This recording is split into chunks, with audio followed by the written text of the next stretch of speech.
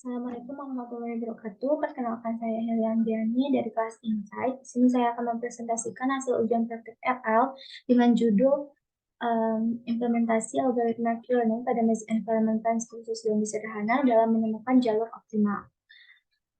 Untuk beberapa menit ke depan, di sini akan dibahas mengenai latar belakang, rumus masalah, tujuan, teori algoritma Q-learning, pemodelan RL, performa model RL, kemudian ada analisa dan kesimpulan.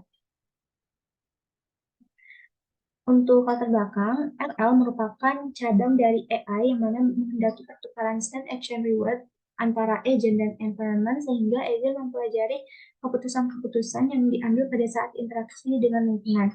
Maze merupakan salah satu jenis environment yang digunakan dalam RL seperti game dan robotika. Maze biasanya digunakan untuk membantu agent membuat keputusan yang tepat dalam menavigasi lingkungan. Dan salah satu algoritma RL yang populer adalah Q-learning yang digunakan untuk mempelajari Q-table dalam merepresentasikan nilai kualitas aksi pada setiap keadaan yang mungkin terjadi.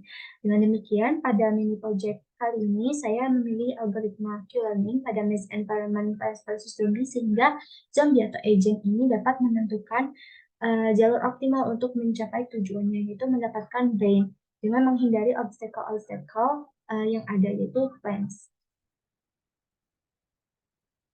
Nah, di sini ada beberapa pertanyaan yang akan dijawab. Yang pertama, bagaimana algoritma Q-learning bekerja?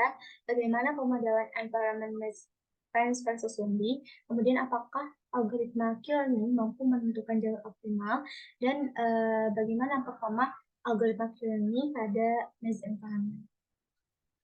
Untuk tujuan, di sini terdapat 5 tujuan. Yang pertama, memahami cara kerja algoritma Q-learning, kemudian membuat model algoritma Q-learning, kemudian membuat model maze environment plants versus zombie. Yang keempat, memahami cara implementasi algoritma Q-learning dalam menemukan jalur optimal. Dan yang terakhir, menemukan jalur optimal pada maze environment plants versus zombie dengan algoritma Q-learning. Untuk teori algoritma Q-learning, di sini Q-learning itu termasuk ke dalam kategori algoritma model free RL yang terinspirasi dari value iteration. Nah, pada Q-learning, agent ini belajar dari pengalaman yang diperoleh dari kebijakan aksi yang berbeda dari kebijakan yang sedang dipelajari, yaitu kebijakan acak atau epsilon greedy untuk lebih mengenali lingkungannya dan memperbaiki perkiraan nilai tindakan. Berdasarkan tersebut, Q-learning ini termasuk ke dalam policy, yaitu bertujuan untuk mengestimasi policy yang optimal berdasarkan expected value dari total reward. Oleh karena itu, Q-learning ini menggunakan Q-function, yaitu Bellman equation, untuk mencari Q-value terbaik pada setiap pasangan state dan action sebagai inputnya, dan untuk menentukan apakah action tersebut baik jika dilakukan pada state tertentu, sehingga meningkatkan kemampuan agent dalam belajar. Nah, untuk mendapatkan Q-value, di sini menggunakan fungsi sebagai berikut, yaitu reward ditambah dengan diskon factor, kemudian dikalikan dengan Qmax pada saat state dan action selanjutnya. Kemudian berdasarkan slide sebelumnya bahwa Q-learning ini memperhatikan pasangan state dan action pada setiap step dalam menentukan best action, sehingga Q-learning ini membutuhkan yang namanya Q-table. Q-table sendiri merupakan memori bagi agent atau menyimpan sekumpulan Q-value untuk setiap pasangan state dan action. Nah, pada tahap awal, elemen matriks dari Q-table ini akan ditentukan bernilai 0 semuanya, namun seiring bertambahnya jumlah episode, Q-table ini akan di-update. Nah, fungsi yang digunakan untuk update Q-value ini sebagai berikut, yaitu Q-value saat ini ditambah dengan learning rate, kemudian dikalikan dengan reward, dan ditambah dengan discount factor dikali dengan max Q pada saat state dan action selanjutnya, kemudian dikurangi dengan Q-value pada saat ini. Kemudian, setelah beberapa kali iterasi episode, agent ini akan belajar pada setiap episode sehingga mendapatkan dapat menentukan path optimal berdasarkan nilai Q maksimal atau Q max pada Q table tersebut. Selanjutnya adalah cara kerja dari algoritma Q-learning. Nah, secara sederhana algoritma Q-learning ini adalah yang pertama menentukan current set yaitu initial set, kemudian mencari nilai Q terbesar, kemudian menentukan next step-nya dan mengulangi langkah 2 dan ketiga hingga current state atau goal state-nya. Dan untuk lebih jelasnya, cara kerja dari algoritma Q-learning ini yang pertama, tentukan reward dan Q table, kemudian menentukan apakah aksinya itu eksplorasi atau eksploitasi dengan metode epsilon greedy, kemudian melakukan action dan mendapatkan reward, lalu yang terakhir adalah mengaktif Q table. Nah, proses menentukan aksi hingga aktif Q table ini dilakukan sebanyak n episode. Kemudian selanjutnya untuk pemodelan yang pertama di sini saya melakukan pemodelan environment terlebih dahulu untuk mengatur tata letaknya. Yang pertama di sini menentukan size environment-nya terlebih dahulu yaitu 7x7 dan 100 pixel. Ini kemudian mendefinisikan action space-nya yaitu ada up, down, left, and right. Kemudian membuat fungsi build environment yaitu berisi membuat grid line, obstacle, agent, dan goal. Kemudian mendefinisikan step awal dan membuat fungsi untuk mendapatkan reward pada next stage. Kemudian membuat fungsi untuk menghitung reward ini. Lalu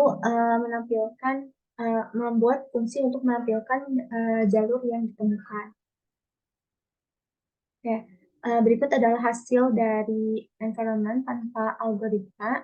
Di sini state-nya itu sebesar 7x7 grid yang terdiri dari 49 states. Kemudian agent-nya itu adalah zombie, obstacle-nya itu terdiri dari 15 plants. Kemudian untuk goal-nya itu adalah drain. Dan untuk rewardnya, goal itu +1, obstacle itu -1, dan lainnya itu bernilai 0. Kemudian untuk action, di sini terdiri dari 4 action, yaitu up itu 0, down itu 1, right itu 2, dan left itu adalah 3. Lalu melakukan pemodelan pada algoritma Q-learning, yaitu sebagai otak dari agent RL. Nah, di sini dibuat dua kelas, yaitu model RL dan algoritma Q-learning yang terdiri dari beberapa fungsi. Untuk fungsi inisiasi, di sini menentukan landing rate-nya, kemudian diskon faktor, epsilon greedy, dan membuat Q-table. Nah, Q-table di sini disesuaikan dengan environment-nya, yaitu state-nya itu adalah 49 dan jumlah action-nya itu adalah 4. Kemudian, membuat fungsi untuk memilih action berdasarkan algoritma soft E-greedy. Nah, ini kemudian membuat fungsi untuk menampilkan Q-table dan hasil plot dari episode over time, key sum over episode, dan step over episode. Kemudian membuat fungsi untuk menginisiasi Q-table dan mengupdate Q-table. Selanjutnya, melakukan pemodelan untuk training dari algoritma Q-learning-nya. Nah, program ini dibuat untuk agent itu dapat belajar. Dan untuk menjalankannya perlu import environment dan algoritma yang sudah dimodelkan sebelumnya.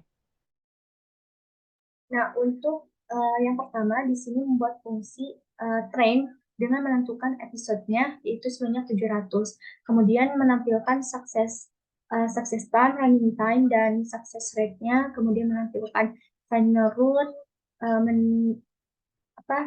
lalu menampilkan juga table-nya, dan menampilkan plot step, kisam, dan time.